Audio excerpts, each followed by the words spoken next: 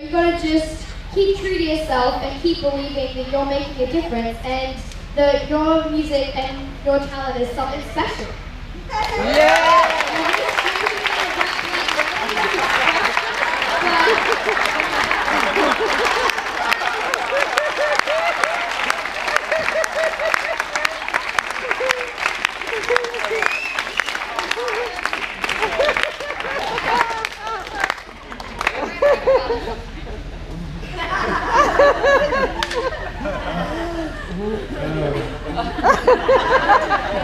Just keep doing what you're doing, babe.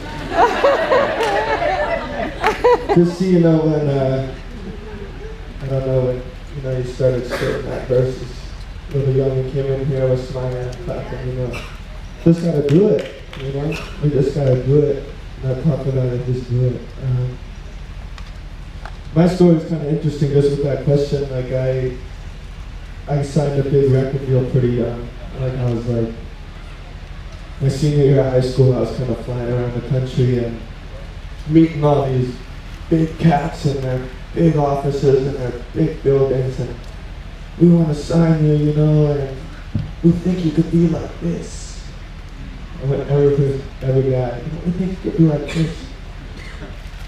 And I was like, really? I could be like that?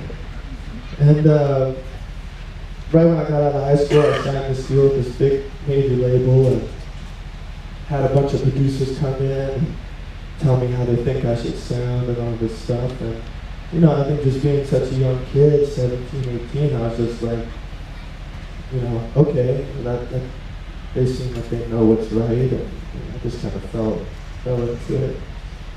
So I recorded this album and spent a whole bunch of money on me and all this stuff, and gave me like a monthly allowance, and I 18 years old, had this huge apartment next to the beach in Los Angeles. Oh my God, this is crazy. And the president of that label got fired. Yeah, that's exactly what I did.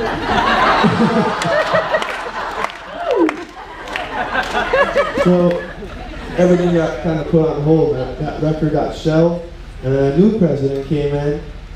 And I had to kind of win that president over, and that president said, oh, I really like you, kid, but that album you made, I don't think that's you. I think you should be like this. I was like, okay, cool. So I recorded a whole other album. This is over the course of like 3 years, And I did everything they told me to do, all this stuff.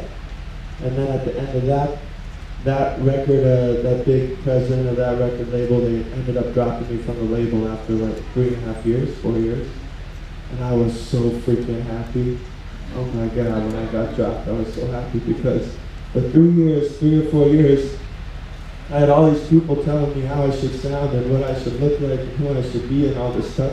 And during that whole time, I didn't release any music. Nothing.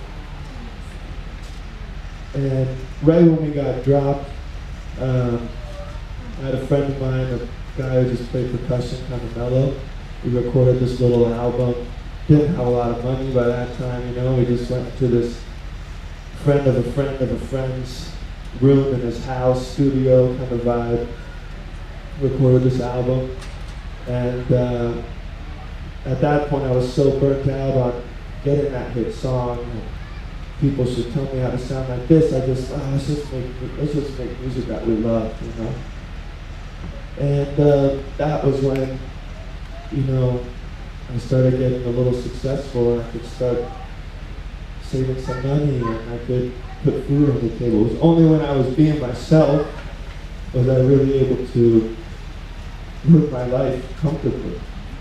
I wasn't comfortable in that big old apartment on the beach. I wasn't comfortable, with all that stuff. So that's just from my own experience. I think I think when you're on your path, then you kind of know when you're not being yourself, and it doesn't feel good, it just feels gross. So, yeah, I think you just feel it, just feel it. How's that?